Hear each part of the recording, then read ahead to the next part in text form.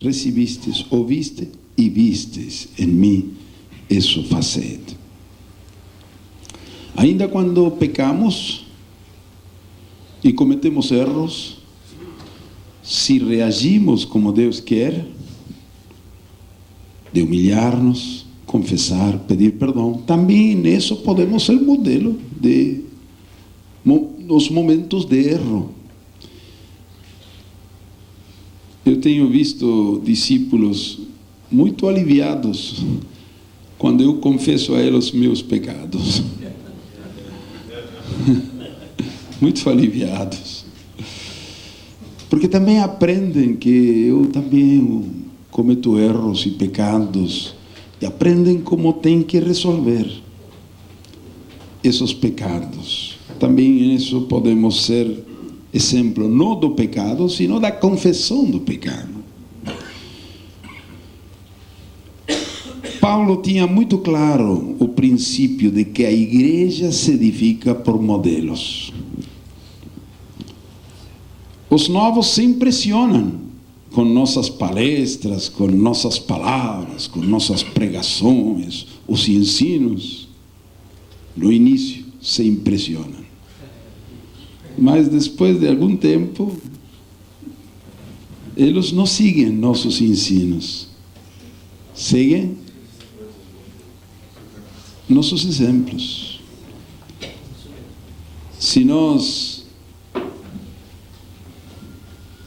falamos mal dos ausentes, por mais que ensinemos direitinho, eles vão aprender que podem falar mal dos ausentes.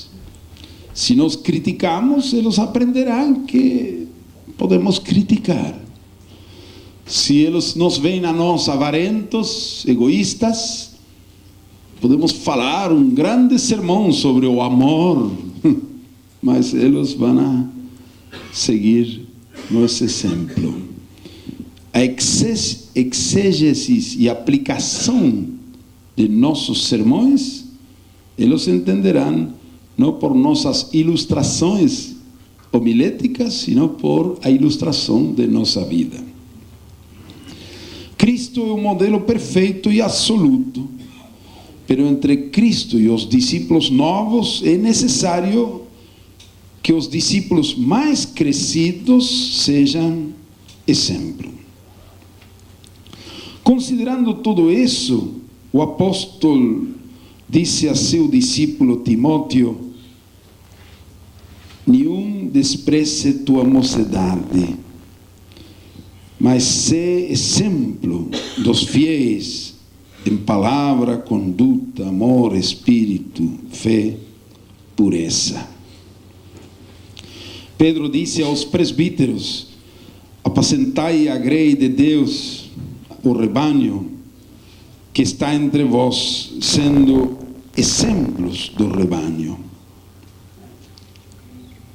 Essa é nossa mais grande tarefa e responsabilidade. Por essa mesma razão, Paulo escreve em 1 Timóteo e Tito sobre os requisitos para reconhecimento de pastores e exige principalmente qualidades de caráter, porque os homens que pregam e ensinam a palavra têm que ser modelos vivos ante a irmandade. Muito bem.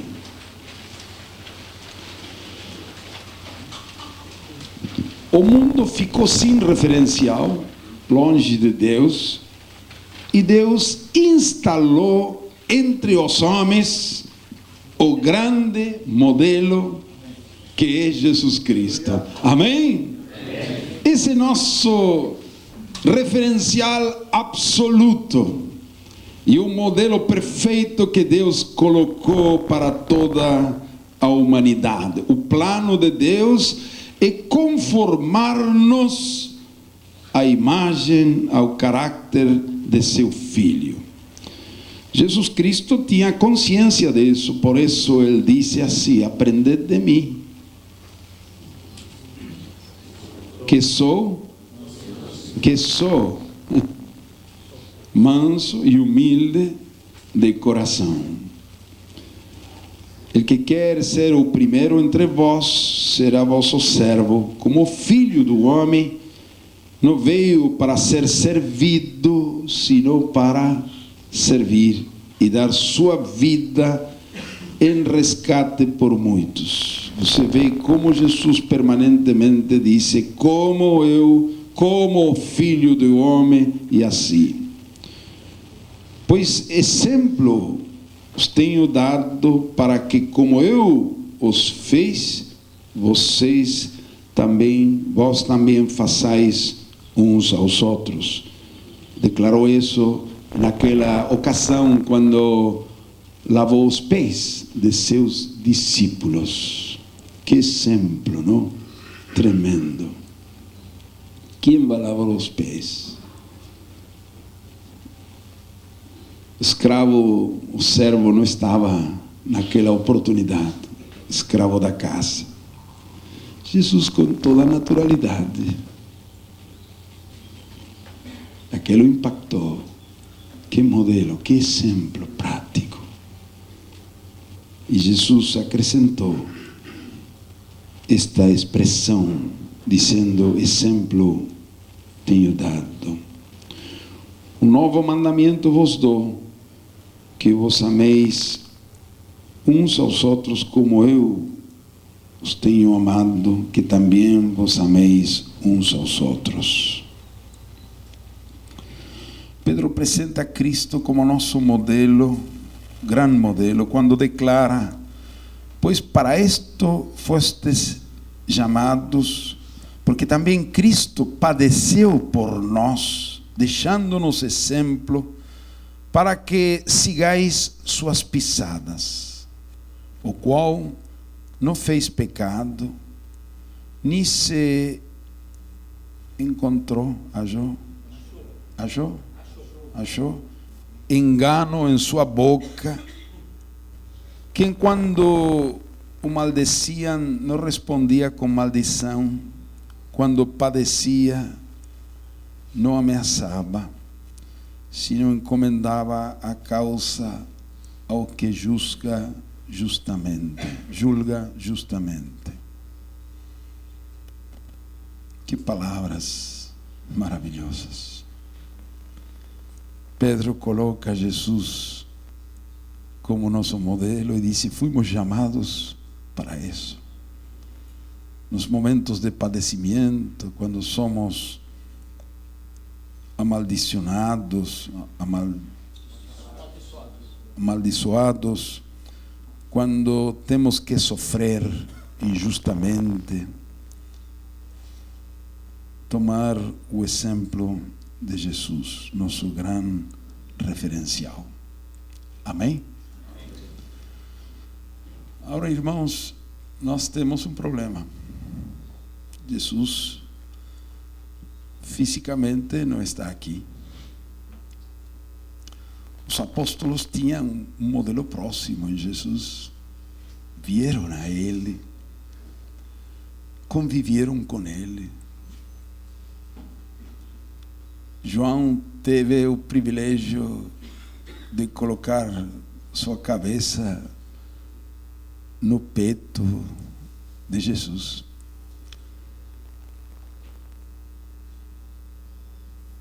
Sentir sua respiração,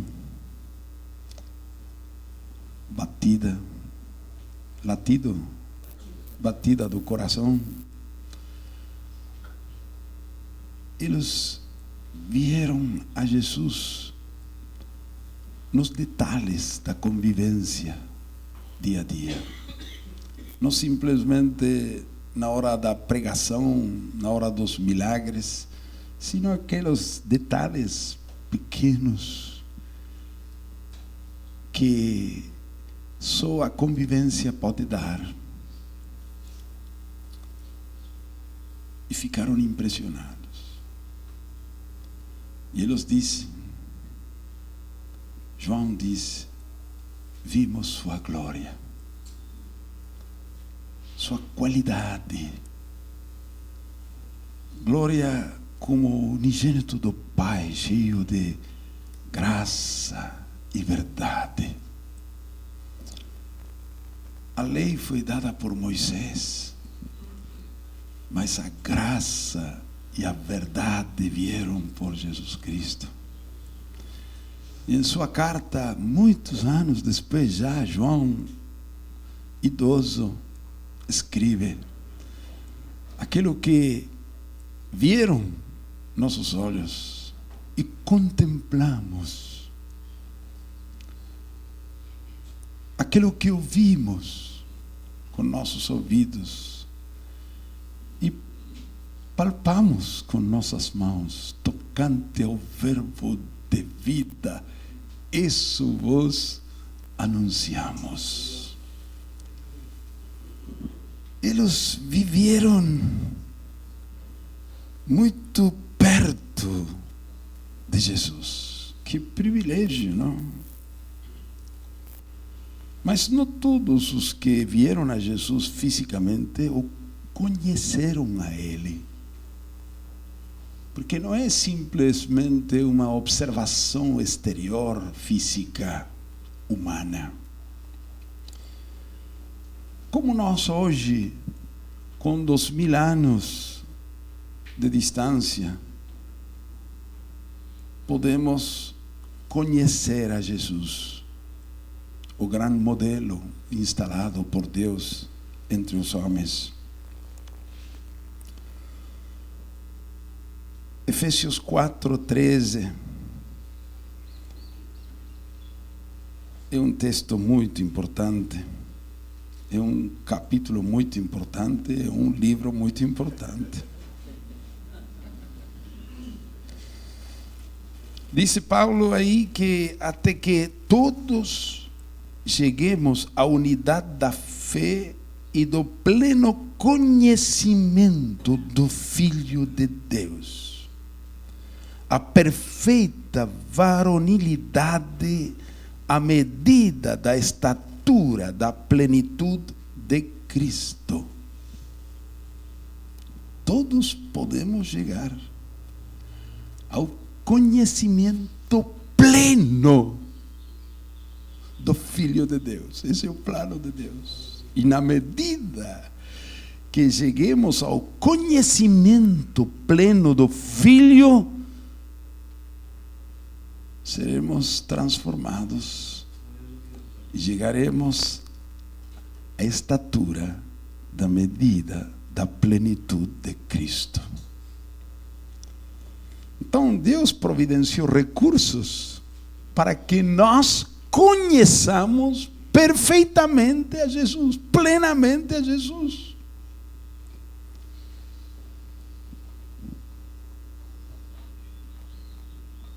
Aleluia. O plano de Deus é esse. Então, se Jesus fisicamente não está, Deus providenciou os recursos para que nosso conhecimento dele seja completo. Em grego é epignosis. Gnosis é conhecimento, epignosis é conhecimento completo, total. Como? A palavra conhecer na Bíblia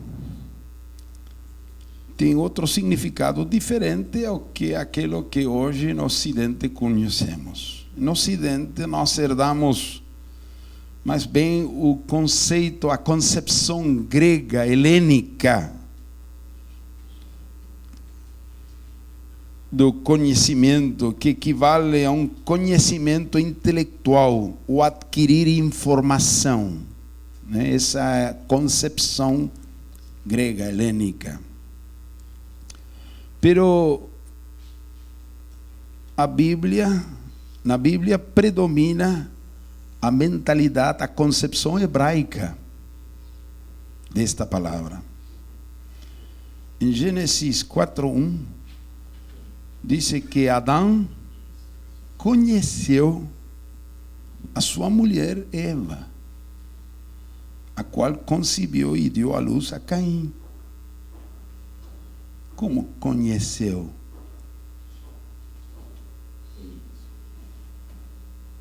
já conhecia. Aquele primeiro dia, quando Deus apresentou, Adão disse a ela: muito prazer.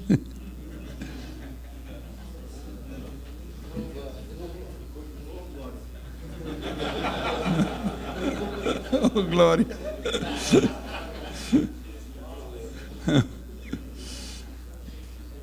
Mas aqui vê essa palavra conhecer, que significa? Que se fez um com ela, que experimentou a ela, não um conhecimento intelectual, era um conhecimento holístico, integral, completo. A experimentou, se tornou um com ela, como é a união sexual de um homem com uma mulher, duas vontades que se tornam um, dois desejos que se fusionam, duas emoções que se unem, duas mentes, dois afetos, dois corpos, dois sentimentos, se fez um e experimentou a ela intimamente e se tornaram um, conheceu. Séculos depois, a mesma expressão é usada por Maria. Lembra quando o anjo perguntou: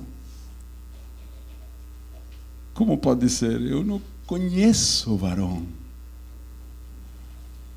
Como não conheço o varão? Conhecia muitos varões. Também estava desposada com José, mas não conheço o varão significa nunca experimentei, não conheço o varão. Assim, na concepção hebraica, refere-se a um conhecimento experimental, integral, total, participativo. Inclui o intelectual, pero não se limita a ela. Conhecer significa fazer-se um com aquele que estou conhecendo. Adão se fez um com sua mulher. E esta é a gloriosa possibilidade, porque se Jesus é nosso modelo, nós precisamos conhecer a Ele. Aleluia! E Deus providenciou todos os recursos para que nós possamos conhecer a nosso modelo profundamente, intimamente. Então, segundo esta compreensão hebraica, conhecer a Cristo significa fazer-nos plenamente um com Ele. Nós nele e Ele em nós. É uma experiência gradativa, crescente, até que seus sentimentos são nossos sentimentos. Seus pensamentos, nossos pensamentos, suas atitudes, nossas atitudes, sua vontade é nossa vontade, sua vida é nossa vida, suas virtudes, nossas virtudes, sua paciência, nossa paciência, sua graça, nossa graça, nos tornamos um com Ele. Louvado seja o Senhor. Aquela expressão do apóstolo em Efésios 5, porque somos membros de seu corpo, de seu carne e de seus ossos.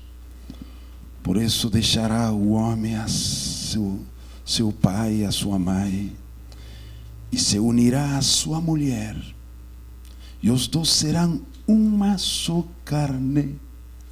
Grande é este mistério.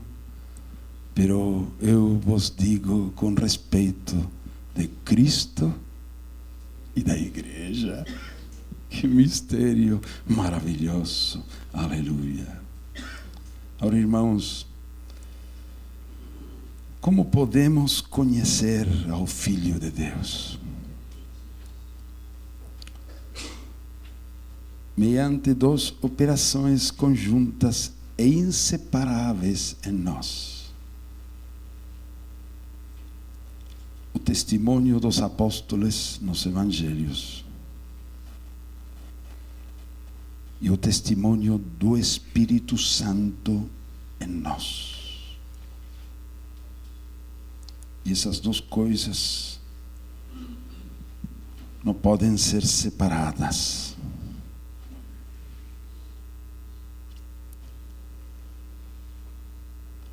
Que maravilhoso seria ter aqui a João neste encontro. Você acha? Por favor, João, nos fala de Jesus. Todos aí, assim os pés, ouvindo os relatos, as histórias, os detalhes, e ele falando, nós ouvindo, admirando. Mas não seria suficiente para conhecer. Precisamos o Espírito Santo em nós. Amém? Aleluia. Ele veio para revelar a Cristo em nós, para glorificar, exaltá-lo, engrandecê-lo em nós, abrir os olhos, trouxer revelação, colocar a Cristo em nós, para nós experimentar, não só ouvir, sino interiormente. Que bom seria ter a Mateus hoje aqui para ouvir a ele. Mas, irmãos, João não está aqui, mas João não é importante. O testemunho de João é importante. E o testemunho de João está aqui esta manhã. Amém. Aleluia. O testemunho de Mateus está aqui esta manhã. Amém? Amém. Há detalhes, há frases. A palavra e o Espírito Santo. Abra comigo sua Bíblia em João 15. João 15, versículo 26 e 27.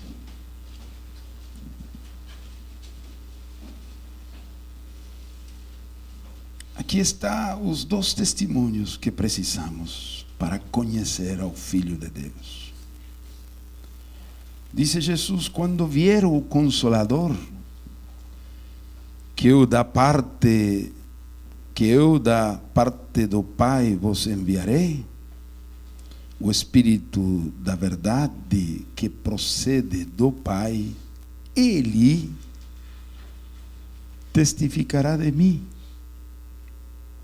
Testemunho do Espírito. E vós também testificareis, pois estáis comigo desde o princípio. Testemunho dos apóstolos. Testemunho do Espírito interior. Testemunho dos apóstolos exterior. Palavra e Espírito sempre vão juntos para revelar-nos ao Filho de Deus e experimentá-lo a Ele nesse conhecimento maravilhoso. O Verbo persistente eternamente com Deus se fez carne, viveu entre os homens, já faz 20 séculos, morreu, ressuscitou, ascendeu aos céus. Hoje Ele é o Senhor glorificado à direita do Pai. Como nós podemos conhecer autenticamente, profundamente, plenamente a Ele? Crendo no testemunho dos apóstolos e no testemunho e a revelação do Espírito. Cristo escolheu 12 homens que se conheceram pessoalmente e intimamente por 3 anos, viveram com Ele. Deus, em sua providência, fez que alguns deles deixaram o testemunho escrito, aleluia, sobre o Filho de Deus, para assim todas as gerações futuras ter relato, testemunho de primeira mão. Amém? Primeira mão, o testemunho deles, eles que viveram, escreveram. Mateus, autor do primeiro evangelho, foi um dos 12. Marcos, autor do segundo evangelho, escreveu o testemunho recebido principalmente de Pedro. Lucas, autor do terceiro evangelho, fez uma recopilação ordenada do testemunho recebido de muitos testemunhos. João, autor do quarto evangelho, foi o mais próximo a Jesus, também um dos 12. É fundamental que leamos o testemunho destes homens, pero não simplesmente para adquirir um conhecimento intelectual sobre Jesus. Temos muitos teólogos, biblistas, que não conhecem a Jesus. Neste sentido, devemos ler a palavra sob a unção do Espírito, ler a palavra em oração, com tranquilidade, pausadamente, observar cada detalhe, imaginando-nos a cena, o quadro, entrando nele, perguntando-nos em cada frase, cada párrafo, que virtudes do caráter de Cristo descubro aqui, meditando em Cristo, na palavra, no Espírito, contemplando. A contemplação precisa tempo. Meditando, a meditação precisa tempo. Hoje estamos vivendo no século da velocidade, tudo é instantâneo, tudo já. Perdimos profundidade. Precisamos recuperar a meditação, a contemplação. E contemplando e admirando a Cristo, louvando, adorando, prostrando-nos perante de Ele, maravilhando-nos por sua humildade, sua mansidão, sua santidade, sua graça, sua autoridade, seu valor, sua fé, sua sabedoria, sua dependência do Pai, seu amor, sua compaixão. Maravilhados ante tanta glória, quebrantados por nossas misérias, e a sua vez sendo transformados por o Espírito Santo, porque o Senhor é o Espírito, e onde está o Espírito do Senhor, allí há liberdade. Liberdade para quê? Portanto, nós todos, olhando com a face descoberta, como em um espelho a glória do Senhor. Somos, ¿quê?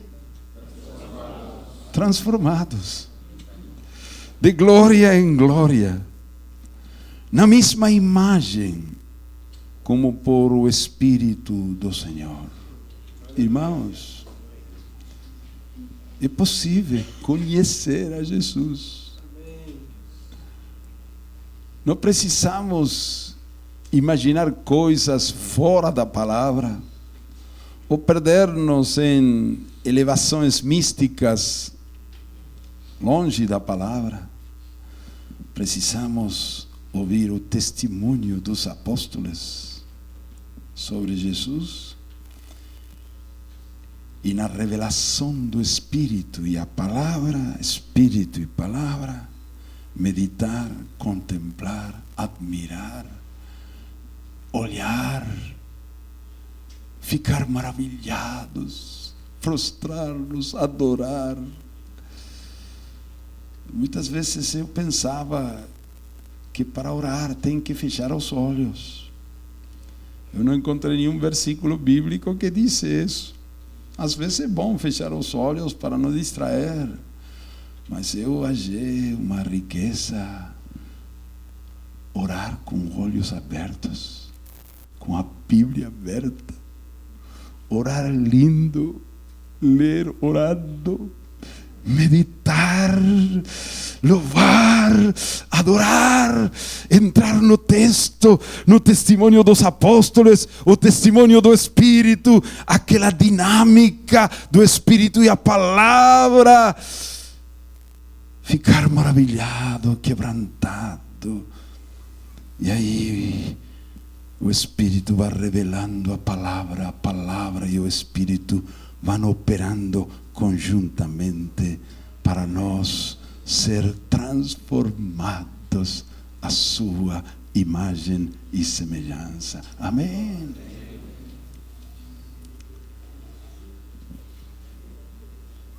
Vamos a fazer esse exercício agora? Amém? Temos 40 minutos para fazer um exercício de meditação, de experimentar a Jesus.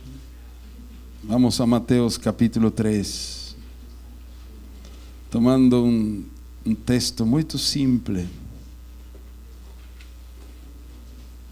Vamos abrir a Bíblia, ler do versículo 13 até o 17.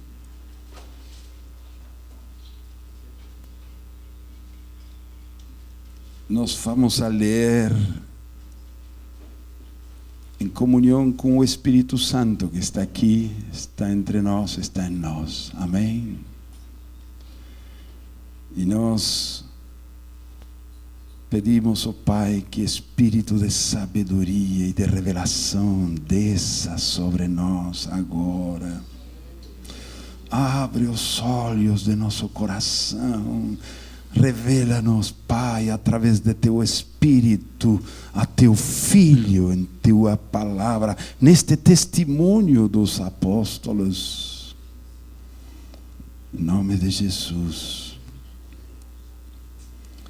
Lemos este texto com calma e fazemos esta pergunta: que virtudes do caráter de Cristo podemos descobrir nos seguintes passagens, neste passagem específico que vamos a ler? Que virtudes? Ora, você precisa entrar no quadro. Você agora tem que declarar-se um dos discípulos de Jesus. Entrar no quadro, caminhar com Ele, imaginar-se aquela cena, procurando entrar em espírito, naquele momento, naquela experiência, e deixar que o Espírito Santo revele a Jesus. Vou ler muito devagar, com pausa. Todos vamos estar orando, dizendo: Pai, pelo Espírito, revela a Jesus. E você pergunta: qual é? Que virtude eu posso descobrir aqui de Cristo e admirá-lo? Então, veio Jesus da Galileia ter com João junto do Jordão para ser batizado por ele.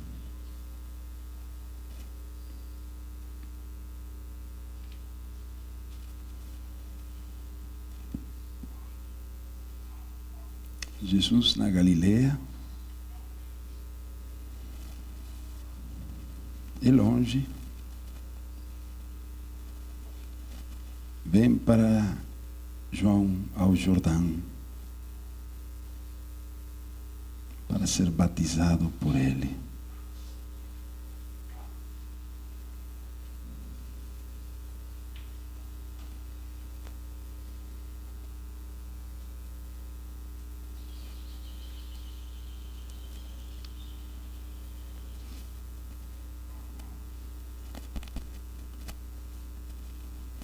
Mas João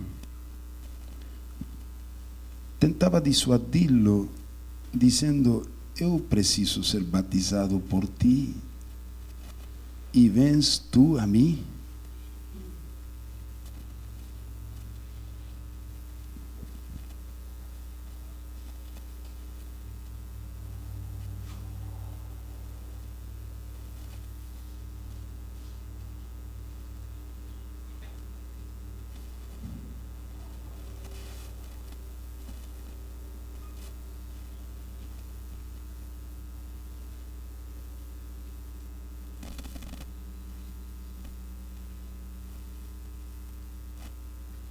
Imagina aquele momento, aquele quadro, aquela cena, aquela multidão, Jesus lá,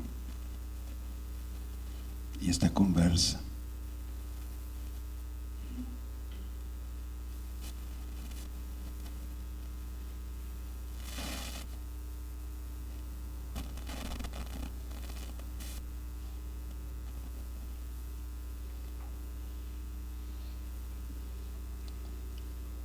Mas Jesus lhe respondeu: deixa por agora, pois assim nos convém cumprir toda a justiça.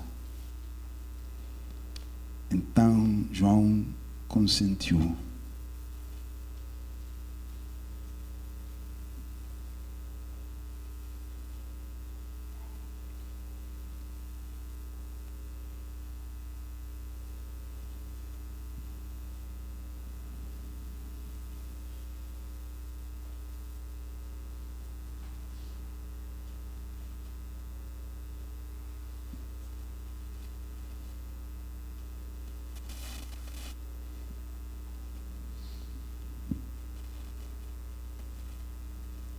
Assim que Jesus foi batizado.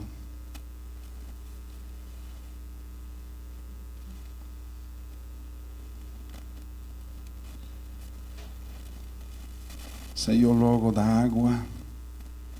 Nesse instante abrirão-se-lhe os céus. Viu o Espírito de Deus descendo como pomba e pousando sobre ele.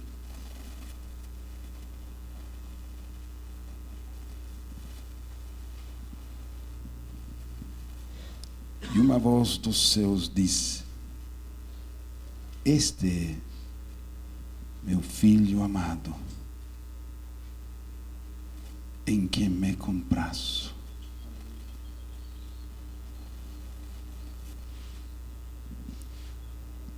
Irmão, em silêncio, com olhos abertos, a Bíblia aberta, adora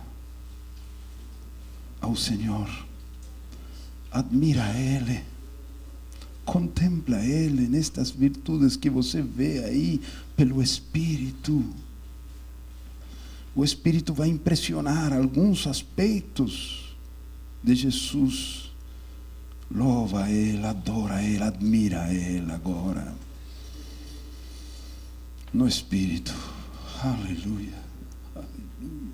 Oh, Jesus. Jesus.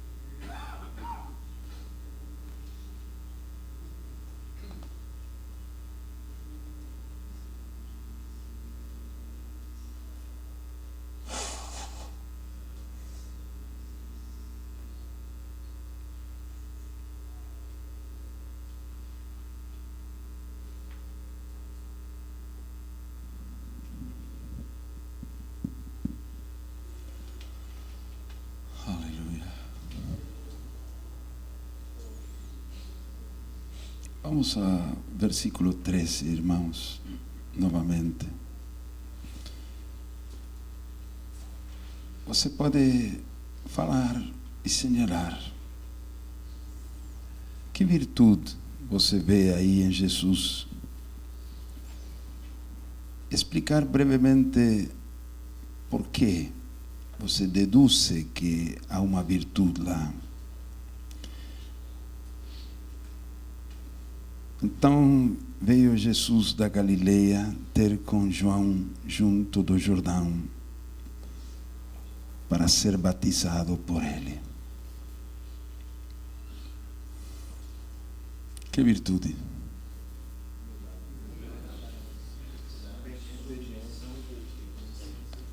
Humildade, obediência.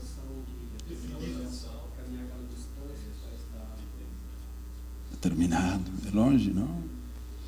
Firme, decidido.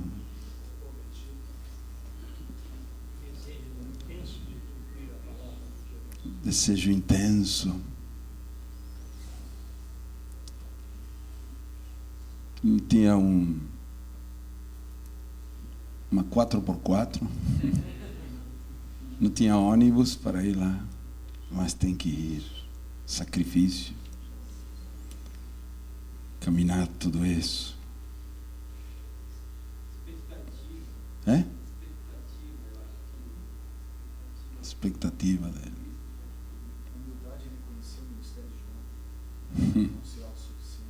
Que maravilha.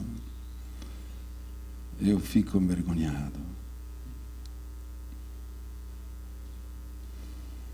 Vamos, versículo 14. Mas João tentava dissuadi-lo, dizendo: eu preciso ser batizado por ti, e vens tu a mim? Mas Jesus lhe respondeu: deixa por agora, pois assim nos convém cumprir toda a justiça. Então João consentiu. Que vê lá? Submissão, retidão.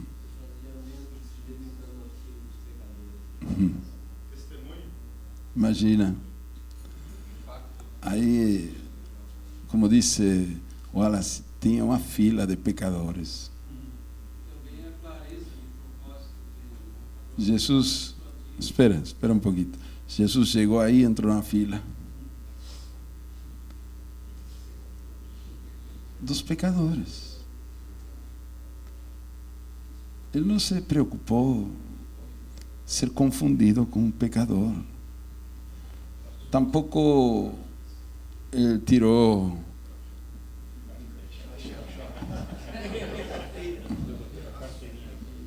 um cartãozinho aí dizendo: não se engane, não, eu estou aqui, mas sou filho de Deus. Não.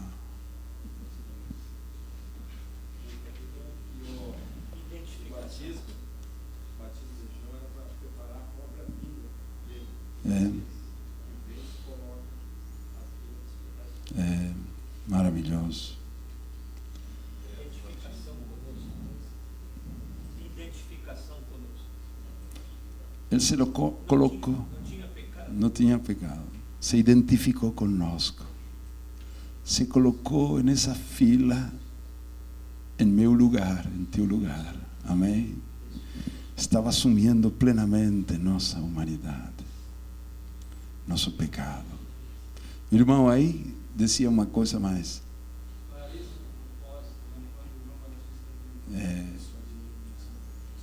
Clareza, firmeza, não, em seu propósito. Sabedoria, conhecedor do tempo certo de Deus. Também sabedoria. Testemunho modelo. Testemunho modelo, explica um pouco. Para que todos depois tivessem a mesma atitude. Modelo. Amém. Identificação com uma comunidade. Exatamente. Estão se submetendo ao batismo. Isso. Estavam honrando João Batista. Honrando ao outro ministério. Graça do falar. Graça ao falar com João. Aleluia. Fidelidade à missão. Você vê, irmão, que nós podemos iniciar o culto outra vez.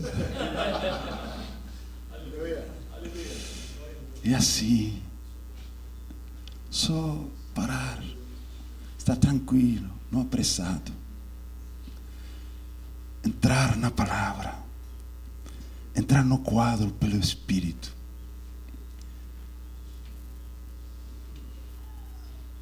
Eu estou quebrantado, porque eu não sou assim. Eu sou todo o contrário de Jesus. Eu vejo quando vou a um lugar, eu quero que todos saibam quem sou eu. Não. Ele não falou de si mesmo. Ele se escondeu.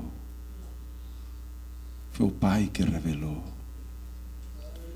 Eu preciso contemplar a esse Jesus. E como um espelho, eu posso, por contraste, descobrir meus pecados, minha miséria. Quão diferente sou. E aí o Espírito Santo trabalha e nos transforma. Amém? A mesma imagem. Ele não chamou a atenção para si mesmo, ele logo saiu da água.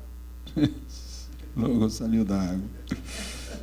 Meus irmãos, como tem aí detalhes, você pode gastar aí 1 hora, 2 horas, 3 horas com esses textos e adorar, e louvar, e meditar. Essa tem que ser a forma nós também de, quando temos que falar à igreja ou outros, tem que vir assim por a revelação do Espírito e a palavra. Amém? Assim que Jesus foi batizado e saiu logo da água, Nesse instante, abrirão-se-lhe os céus, e viu o Espírito de Deus descendo como pomba e pousando sobre ele. Não sei o que percebe lá.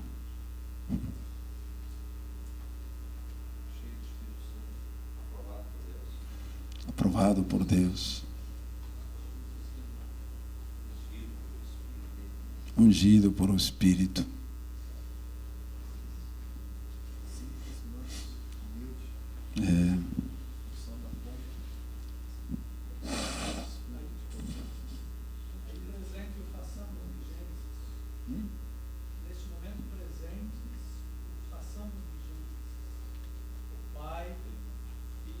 Espírito Santo.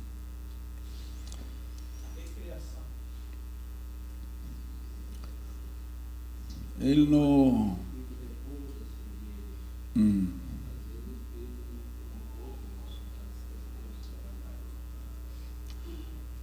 Ele não iniciou seu ministério sem esta descida específica do Espírito. Aquele que é a imagem de Deus invisível, aquele por quem todas as coisas foram criadas, nos céus, na terra, visíveis e invisíveis. Aquele que era o Verbo eterno, junto com o Pai, por quem todas as coisas foram feitas, e sem ele nada do que foi feito se fez. Agora ele vai iniciar seu ministério, mas ele, sendo Deus, se fez homem. Não se disfarçou de homem, se fez. Sendo rico, se fez pobre. Se despojou a si mesmo e tomou forma de servo. Agora precisava o Espírito Santo.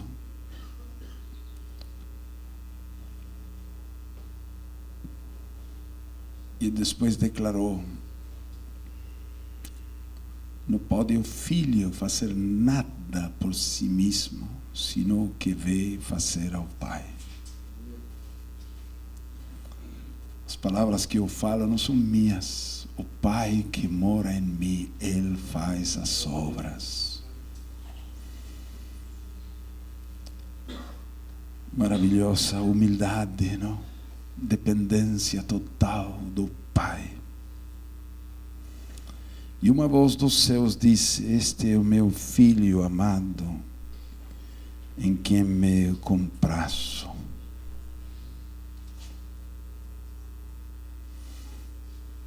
Que vê você aí?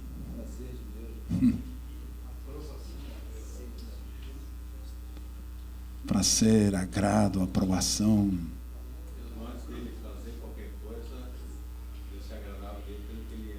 Amém. Amém. Jesus não falou de si mesmo, Ele calou. O Pai falou. Maravilha.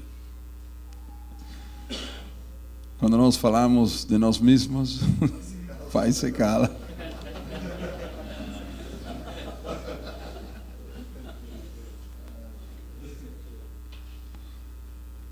Aleluia.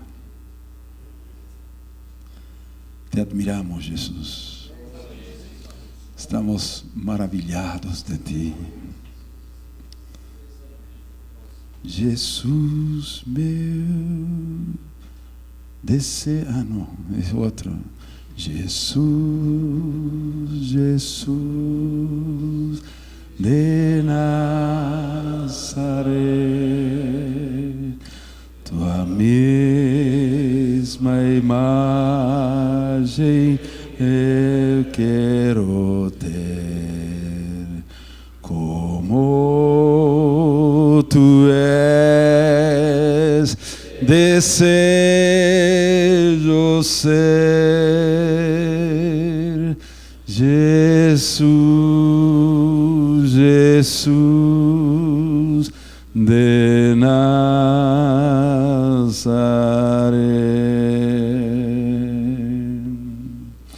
Jesus, Jesus de Nazaré. Tua mesma imagem herero ter, como tu és, desejo ser Jesus, Jesus de Nazaré.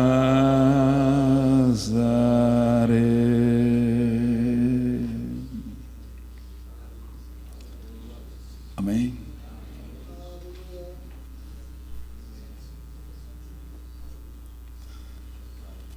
Aleluia.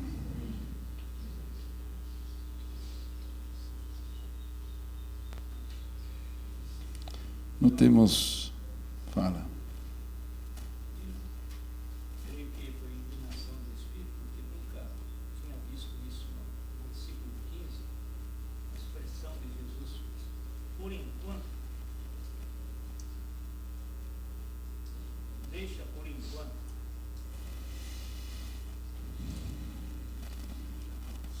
Valorizou o presente para tomar uma decisão certa. Amém. Não era só uma determinação de ir, mas aproveitar aquele momento presente para fazer o que era certo. Às vezes a gente deixa, passa de lado as circunstâncias, os momentos. Amém. Aqui temos 12 passagens de Mateus. O tempo não vai dar para fazer com cada um, precisamos de tempo. Mas vamos a tomar outro. Mateus 27.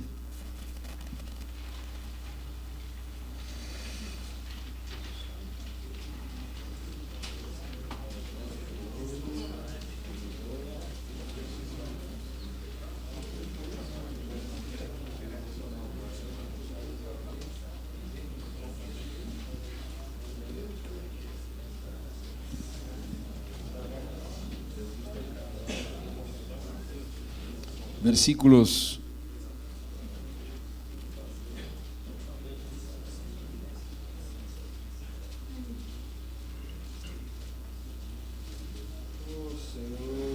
11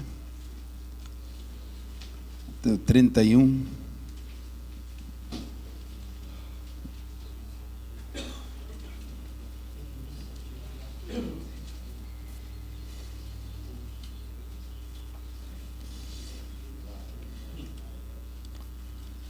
Quando estamos sob pressão, quando estamos perante do sofrimento, e quando os aspectos mais profundos do caráter são revelados. Amém?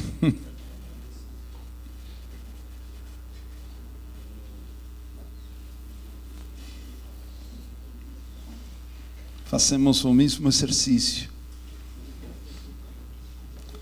Entramos naquele momento quando Jesus é conduzido perante de Pilatos.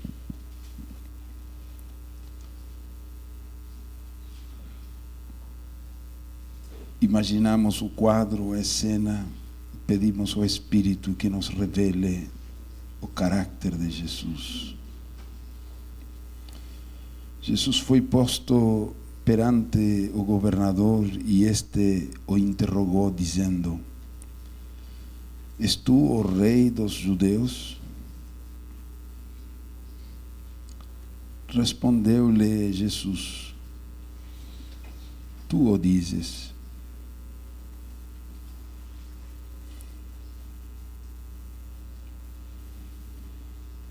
E sendo acusado pelos principais sacerdotes e pelos anciãos, nada respondeu.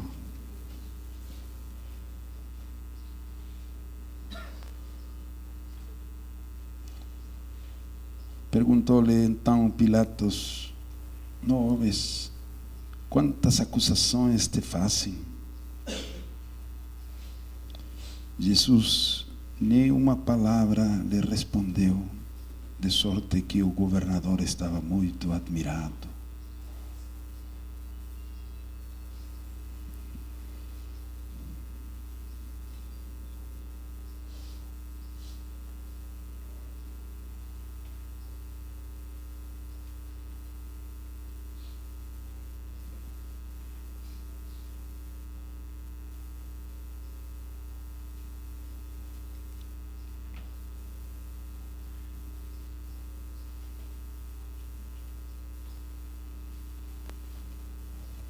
Ora, por ocasião da festa, costumava o governador soltar um preso, escolhendo o povo aquele que quisesse. Tinha então um preso bem conhecido, chamado Barrabás. Portanto, estando eles reunidos, perguntou-lhes Pilatos: qual quereis que vos solte, Barrabás ou Jesus, chamado Cristo? Pois sabia que por inveja o havia entregado. Estando ele no tribunal, sua mulher mandou dizer-lhe: não entres na questão desse justo, pois num sonho muito sofri por causa dele.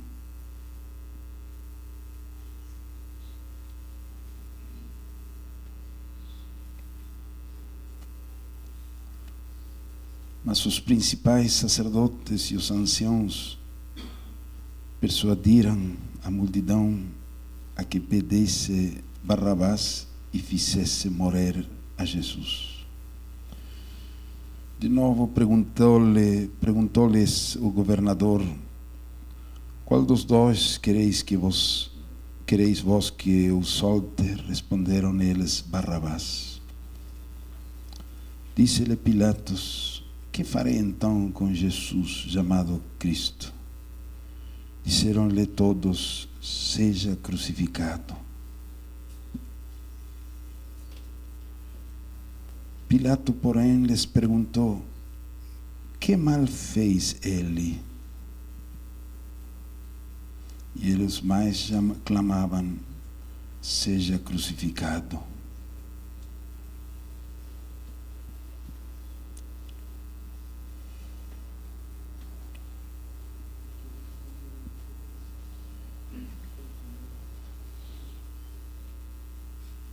Então Pilato, vendo que nada conseguia, antes o tumulto crescia, tomando água, lavou as mãos diante da multidão, dizendo: estou inocente do sangue deste homem. A responsabilidade é vossa. Respondeu todo o povo: o seu sangue caia sobre nós e sobre nossos filhos. Então lhe soltou a Barrabás, mas tendo mandado açoitar a Jesus, entregou para ser crucificado.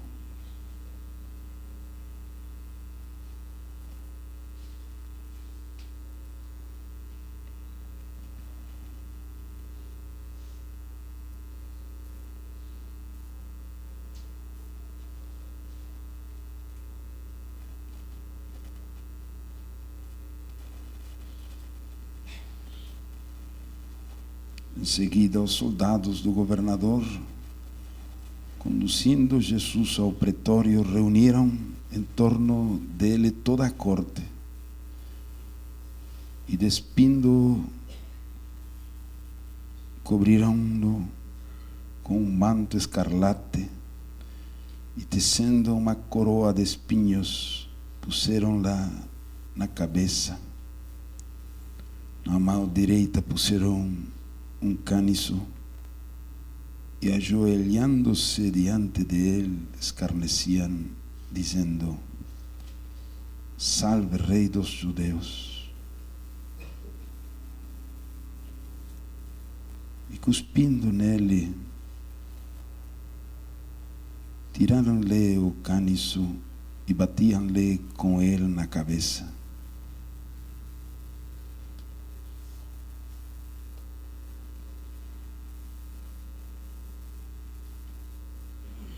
Depois de haverem escarnecido, tiraram-lhe o manto, vestiram-lhe as suas vestes e o levaram para ser crucificado.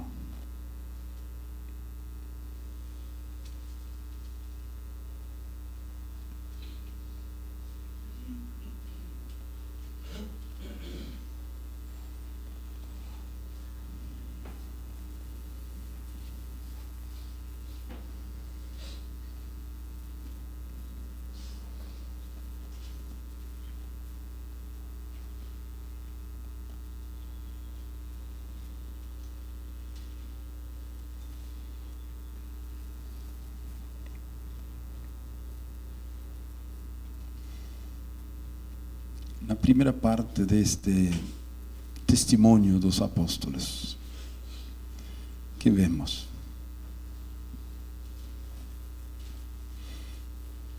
Tem o cumprimento de Isaías 53:7, como ovelha muda, como ovelha muda perante seus torcedores. Abriu a boca. É verdadeiro, quando Marcos diz que pergunta se é o reino de Deus, diz correndo risco, verdadeiro correndo riscos. Verdadeiro, sincero. Quando caluniado, ficou silencioso, calado, não reagindo ou justificando. Amém. Mansidão, submissão às autoridades, ainda sendo justas, entendendo que acima de tudo está Deus, levando ao frente seu plano.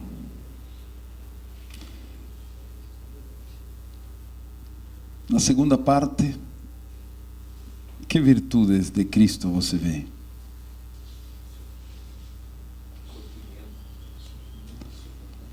Sofrimentos, paciência nos sofrimentos, o amor por nós, porque estava aí por nós. Reclamava, não se queixava. Não reclamava, não se queixava.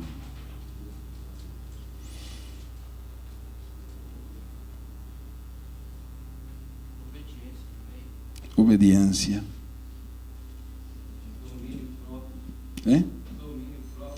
Domínio próprio. Pactou até mesmo as autoridades sem falar uma palavra. Isso. Ficaram maravilhados, assombrados. Sim?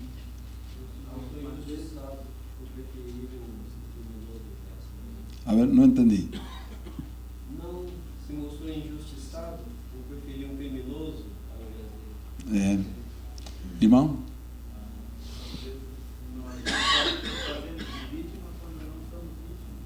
Uhum. Não era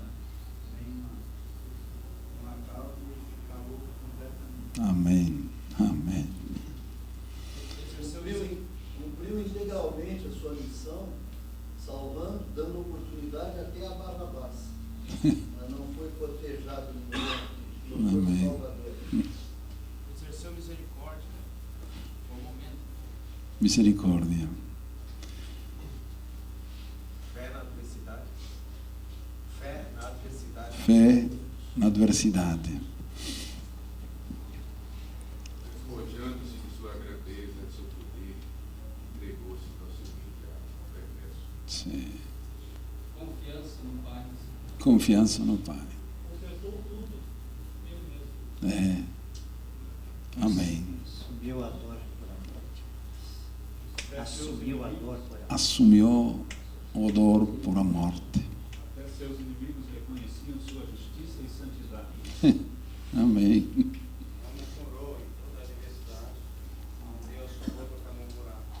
Não murmurou. Maravilha. Por que não falamos um pouquinho assim, a título de confissão, nossas misérias? Contraste com isso, a ver? Quem quer confessar seus pecados? É?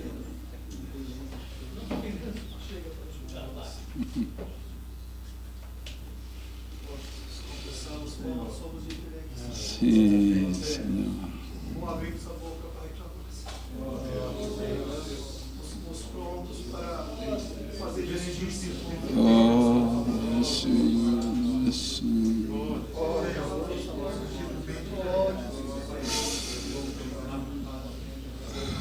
Queremos evitar pequenas ofensas, já queremos evitar.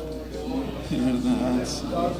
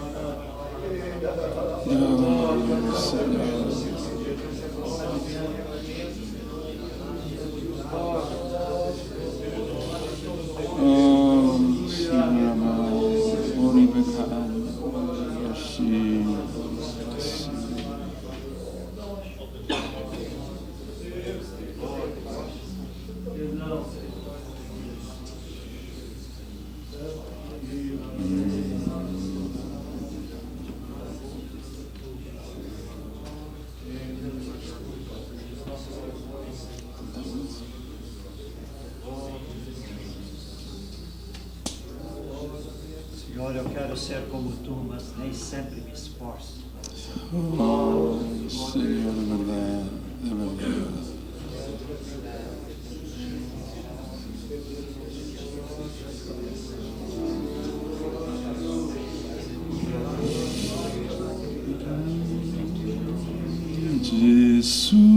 Jesus, Jesus de Nazaré, tua mesma imagem eu quero ter, como tu és, desejo ser. Jesus, Jesus de Nazaré,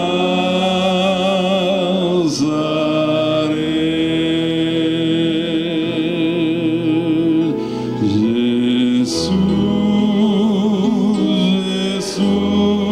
Jesus de Nazaré,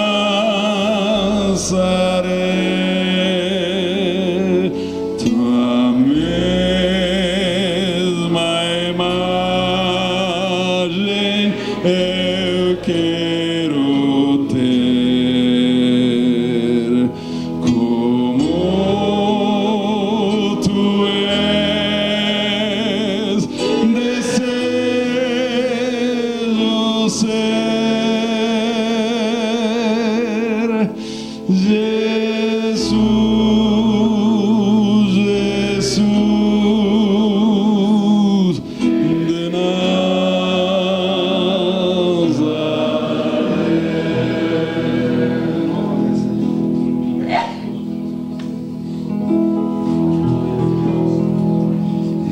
Renova-me,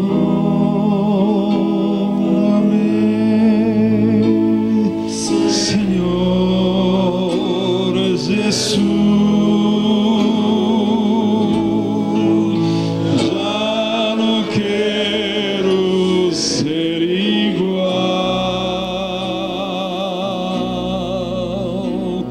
Renova-me,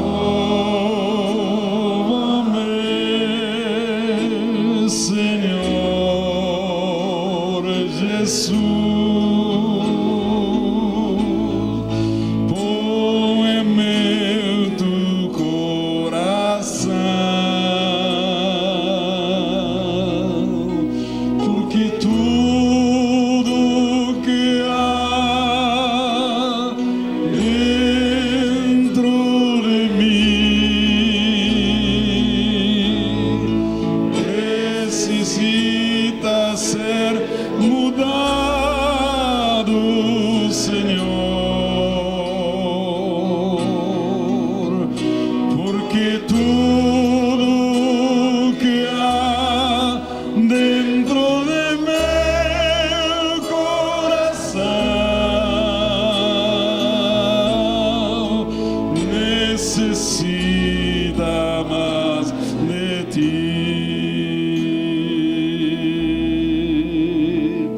Renova-me, Senhor Jesus.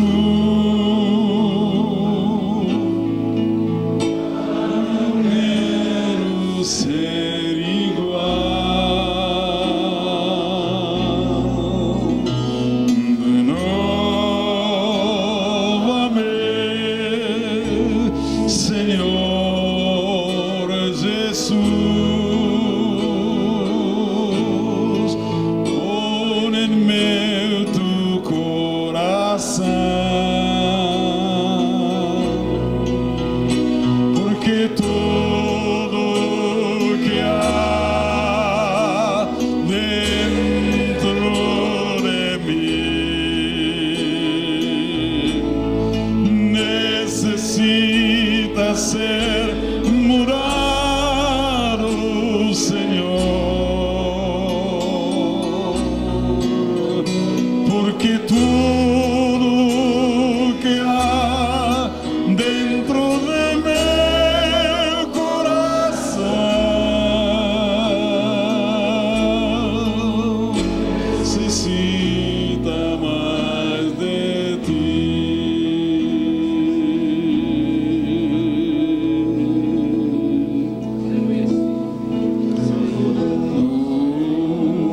Renova-nos, Senhor, muda, o Espírito Santo de Deus muda, transforma todo o nosso ser.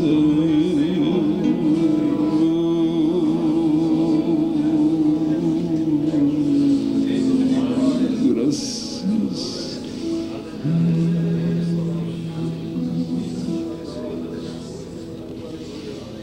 Aleluia.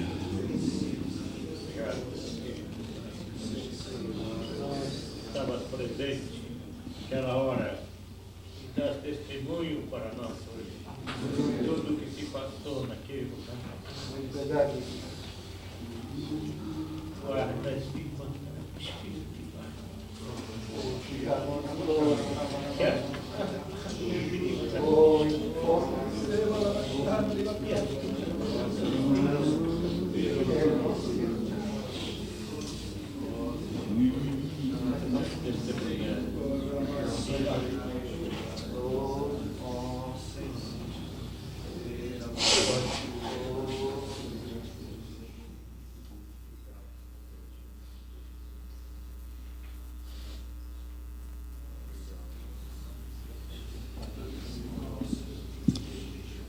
Senhor, muitas vezes falamos quando temos que calar.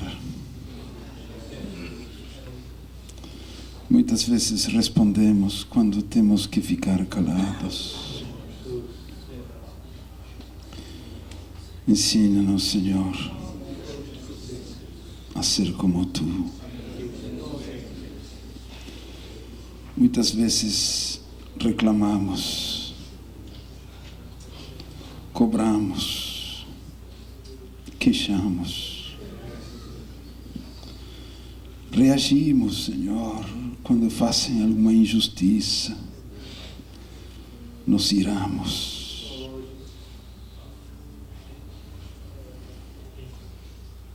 Oh, Senhor, transforma-nos Muda-nos, Senhor. Oh, Espírito Santo de Deus. Obrigado, obrigado. Porque viste para colocar a Jesus em nós. Obrigado, porque hoje nós temos crescido um pouco mais. Não é um conhecimento intelectual da Bíblia, mas hoje temos experimentado a Jesus em nós, pelo Espírito Santo. Aleluia, aleluia. Desejamos progredir. Obrigado, Pai, por esse modelo maravilhoso que teu Filho. Nós declaramos hoje que Jesus é nosso modelo. Ele é quem admiramos. Ele é a quem nós seguimos. Somos seus discípulos. Queremos ser como Ele. E obrigado, Pai, por o Espírito Santo que está em nós para transformar-nos a sua mesma imagem. Louvado seja teu nome. Aleluia. Amém. Amém.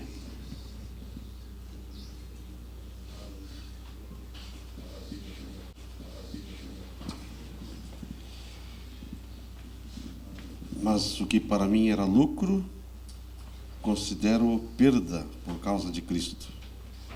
E na verdade tenho também por perda todas as coisas, pela excelência do conhecimento de Cristo Jesus, meu Senhor, por quem sofri a perda de todas essas coisas, e as considero como refúgio, para que possa ganhar a Cristo, e seja achado nele, não tendo justiça própria, que vem da lei, mas a que vem pela fé em Cristo, a saber, a justiça que vem de Deus pela fé. Desejo conhecê-lo, e o poder da sua ressurreição, e a comunhão dos seus sofrimentos, conformando-me com ele na sua morte, para ver se de alguma maneira posso chegar à ressurreição dentre os mortos. Amém. Vamos ter um intervalo de 15 minutos e, por favor, na hora que bater o sininho, volte rápido para cá. Amém?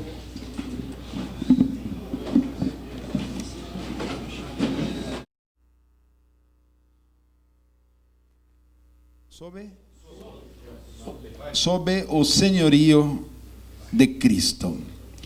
Em outros termos, isto é discipulado. Mais simples. Não, eu acho que não é a instrução sobre o senhorio. Sob. É debaixo dele. Debaixo dele. E sob não é debaixo? Sob. S-O-B. Isso, sob. Sob. Muito bem.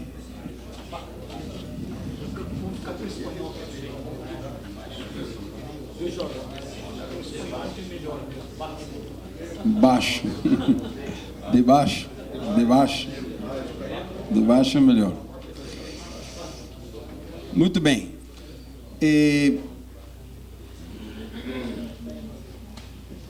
Para a formação de nosso caráter, nós precisamos receber instrução específica, tendo a Jesus como nosso Senhor. Então aqui é uma primeira parte, não sei se ler direito, vocês já conhecem, no livro já tem, está bem ampliado, mas vamos a passar outra vez. Desde muitos anos, a maioria dos pregadores evangélicos vem pregando que a condição para que uma pessoa seja salva é que aceite a Jesus Cristo como seu Salvador pessoal.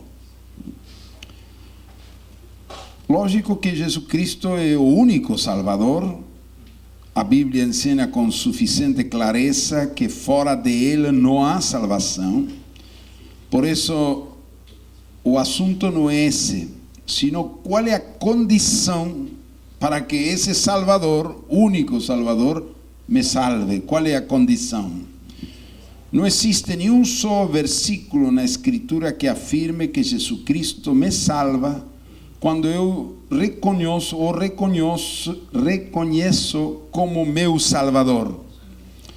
O apóstolo Paulo, em Romanos capítulo 10, declara, esta é a palavra de fé que pregamos, que se confessares com tua boca que Jesus é o Senhor e creres em teu coração que Deus o levantou dos mortos, serás salvo.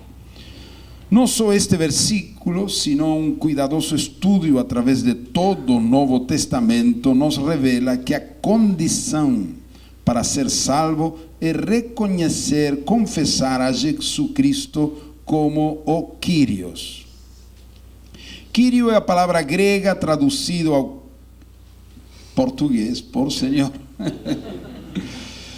E significa chefe, dono, amo, máxima autoridade. Todo escravo, em grego doulos, tinha um Kyrios, quem era seu amo e proprietário. No Império Romano se dava ao César o máximo título de Kyrios, pois ele era o soberano, a máxima autoridade e dono de todo o império. Na Septuaginta, a versão grega do Antigo Testamento, a palavra hebraica Adonai está traduzida por Kyrios. Adonai em hebraico significa meu Deus, meu dono. Traduzido Kyrios. Em Filipenses capítulo 2, Paulo declara que Deus exaltou a Cristo hasta o sumo e deu um nome que é sobre todo nome, para que o nome de Jesus se dobre todo joelho e toda língua confesse que Jesus Cristo é o Kyrios, para a glória de Deus Pai. No dia de Pentecostes, Pedro declara em sua pregação, conclui sua pregação afirmando que a este Jesus, a quem vós crucificastes, Deus fez Kyrios e Cristo. Paulo disse ao carcereiro de Filipos: crê no Kyrios Jesus Cristo e serás salvo tu e tua casa. O termo Kyrios, com referência a Cristo, se repete no Novo Testamento mais de 600 vezes, enquanto que o termo Soter, Salvador, só se repete 16 vezes. Isto não era uma mera assunto, questão de termos, sino é um assunto fundamental em relação à salvação, que nos ajuda a compreender em que consiste a verdadeira conversão. O querigma apostólico apresenta Jesus como Filho de Deus, que morreu, ressuscitou e é o Senhor. Para ser salvo, o pecador tem que crer e proclamá-lo a Jesus como Senhor, com todo o que aquilo implica. Aceitar a Cristo meramente? Está bem? Estamos melhor, hein? Estamos coincidindo, espanhol com português. Aceitar a Cristo meramente como Salvador seria pretender receber o perdão, a salvação, a paz, a felicidade, a vida eterna, sem uma verdadeira submissão a seu senhorio. E tal coisa não coincide com os ensinos do Novo Testamento. Cristo me salva e me dá todos os benefícios da salvação quando dobro meus joelhos perante dele e o reconheço como Senhor.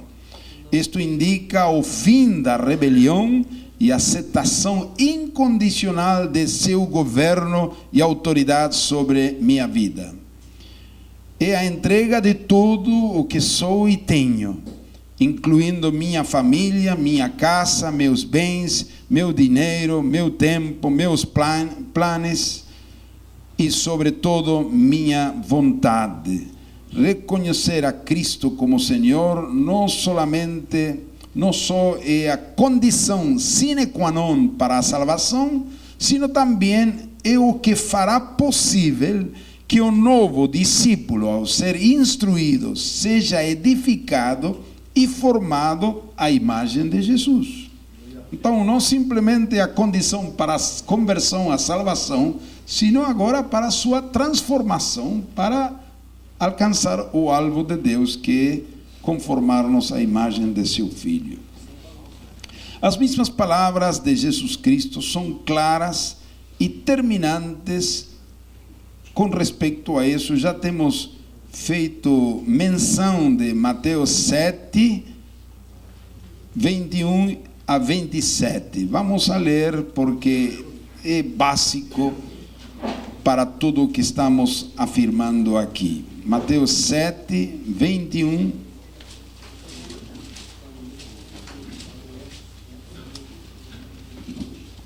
a 27.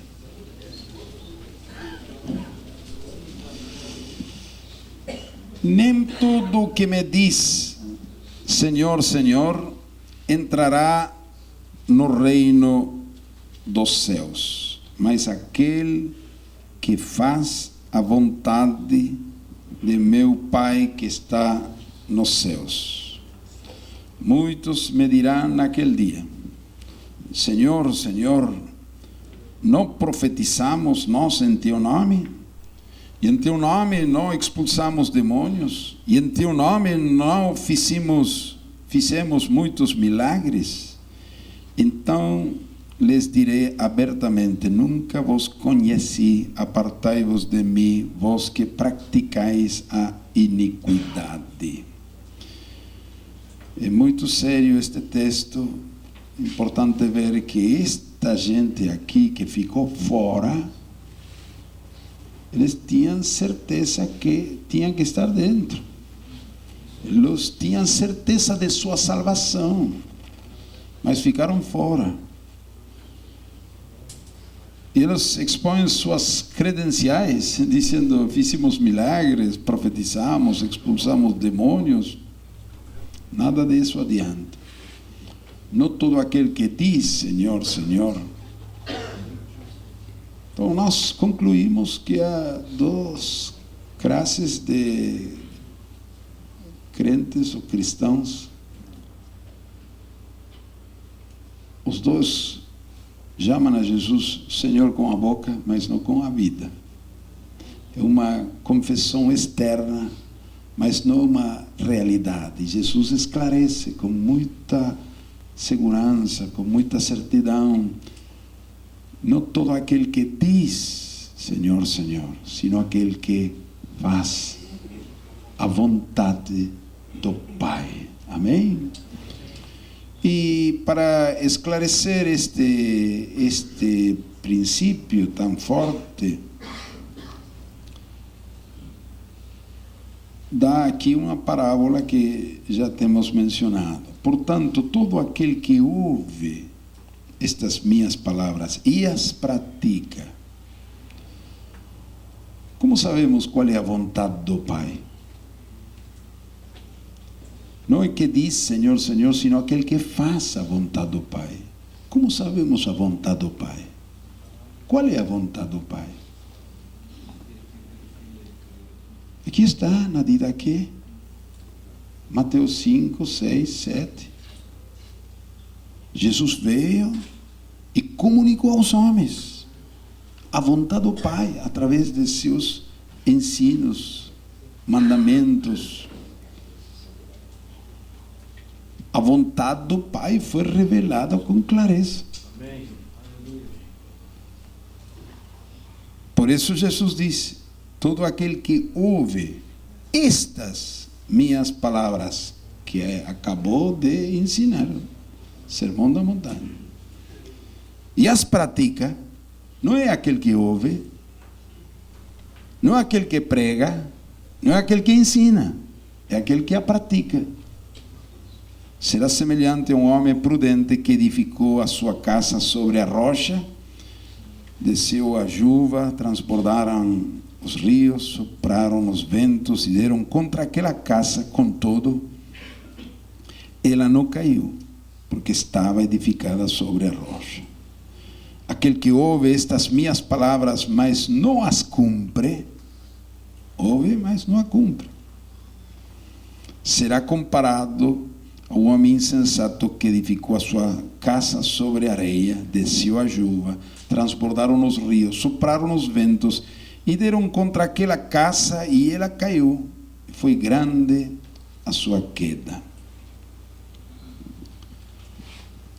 Só podemos edificar aqueles que são discípulos, aqueles que aceitam a Jesus como Senhor, como autoridade absoluta sobre suas vidas. Podem ser fracos, podem ser novos, podem cair, errar, pecar, mas